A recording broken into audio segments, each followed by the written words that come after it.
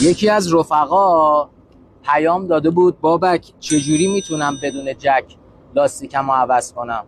میخوام یه حقیقتی رو بگم، من که بابک نیستم و لاستیکم بدون جک عوض نمیشه، اصلا ربطی هم به کار من نداره.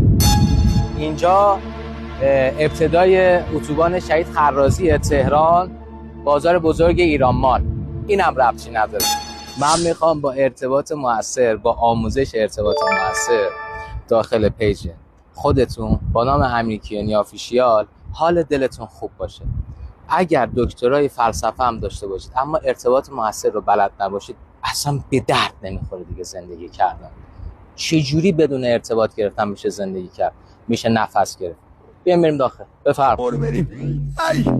ای من نخته مشیش صبحیه اینستا با اسبای خد جوب داینه زاکر برتوف بودی داین فان رایز بگه بین استوری بیره لایک بکنم که گود مورنینگ گایز ایم سو های حتی شست برم لایک اور دیسلایک من خل گنگم وای وای وای